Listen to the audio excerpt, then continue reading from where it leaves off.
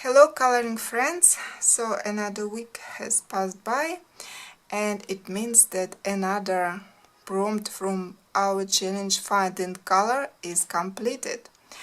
And this time we dived into sea depth in search of seahorses. And what I can say, those searches were quite successful. I've got 54 completed pages with seahorses, and most of them are rather prominent big seahorses, like main characters of the illustrations, and just a few where you should look carefully to notice small seahorses. As it is uh, sea depths, the gallery turned out very bright and colorful. All those corals, seawater, mermaids are very beautiful. But first of all, let me show you what I was able to color for this prompt. Unfortunately, as I had expected, I had not enough time and was able to color only one illustration, but I including this prompt seahorse in my list of favorite prompts along with lotuses, because there are so many beautiful illustrations with seahorses that I really wanted to color, so I will put that in that list. Maybe I will come back later to this theme. And what I decided to color is this illustration by Mariola Budek, this sweet little mermaid riding a seahorse. Here I used polychromos and everything was fine. It was not perfect, I mean the way the pencils worked on this paper, but quite okay, and I was happy with the result. But when it was time to color the background, there was some unexpected surprise for me. When I decided to do the background with soft pastels, because I wanted it to be light, like transparent water with just a slight color to it. And I thought soft pastel would be perfect for this purpose.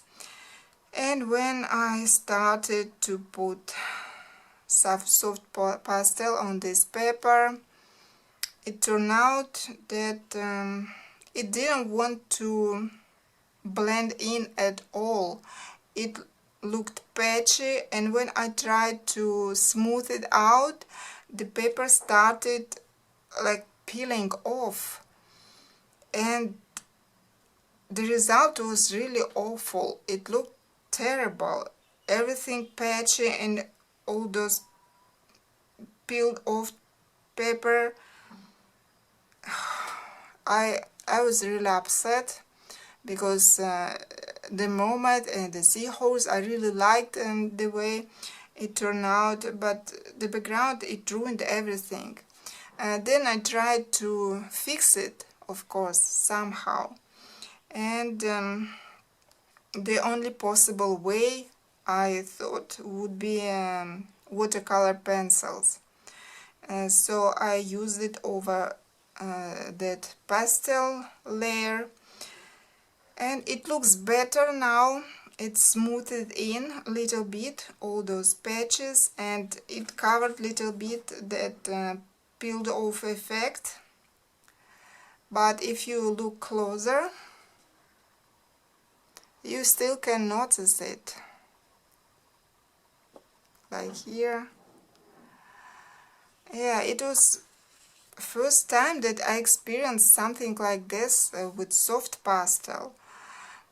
Before, never problems with this media at all. Sometimes it blends in more easily, sometimes you have to put several layers to get more or less bright result, but like this, well, it was quite unexpected. So I think I will have to get rid of this paper or use it only for color pencils. So that was my experience with this illustration and with this paper, but now it looks more or less okay, not perfect, but much better than before.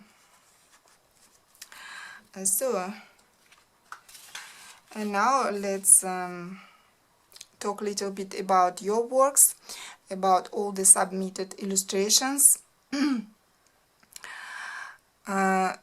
It turned out there are a lot of seahorses in different coloring books. I'm glad that some people remembered about old and forgotten coloring book named Manic Botanic. I've got few illustrations from that book. We've got one steampunk seahorse, very interesting. Some people even drew seahorses themselves because they couldn't find a suitable illustration, so they decided to put those small seahorses themselves. It was really very interesting. And so let's watch it together now.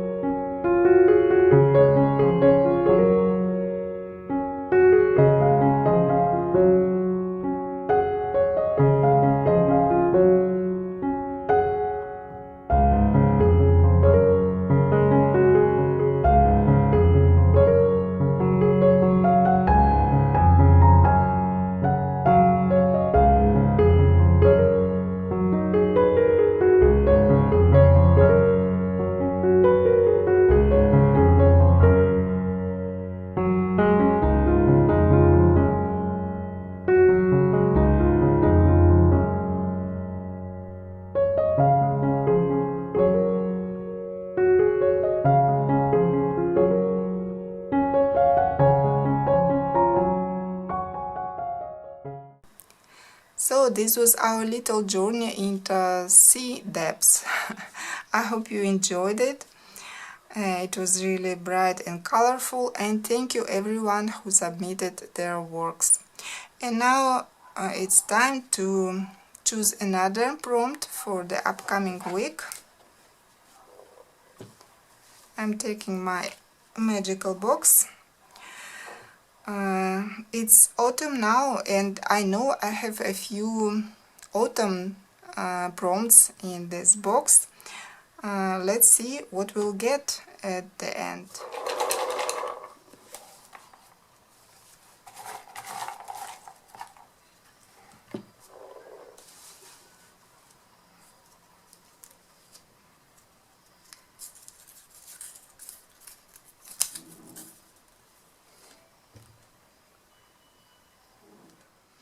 So friends, we've got water prompt to color during the next week.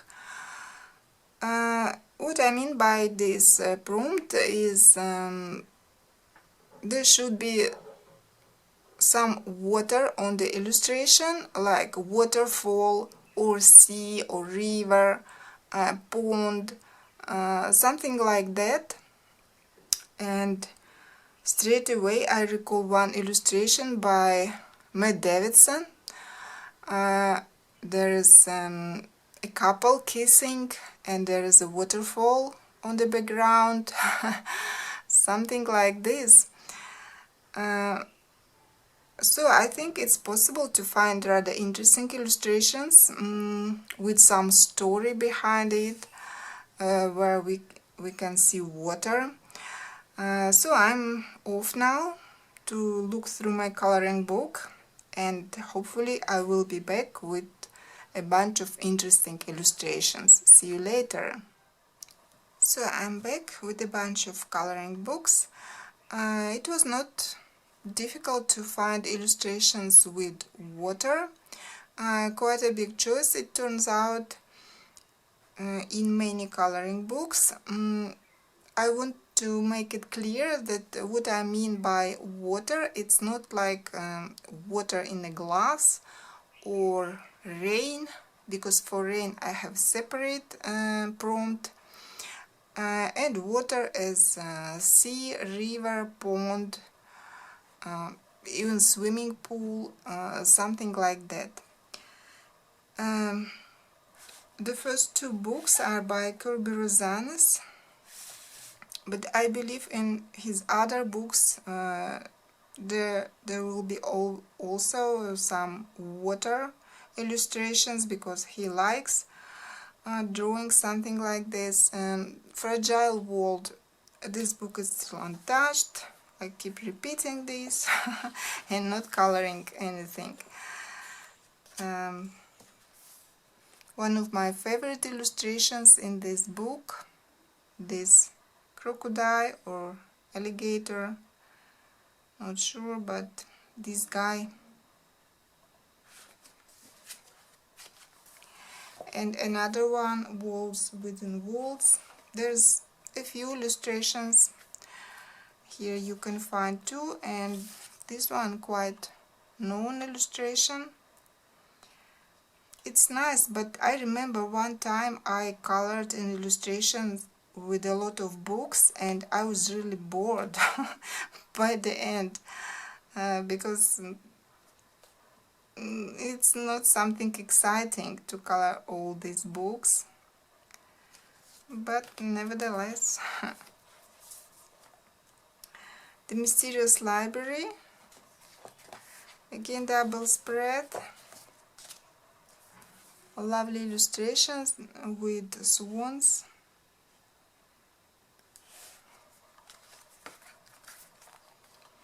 Chinese coloring book, Shanghai Jing. Haven't colored in it for a long time. And here we have this guy. Obviously his body, tail is in the water.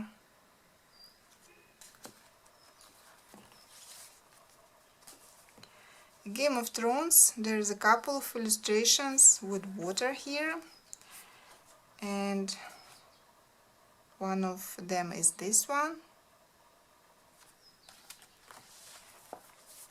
Bestiary of Tolkien. There is more simple illustration with this oxen.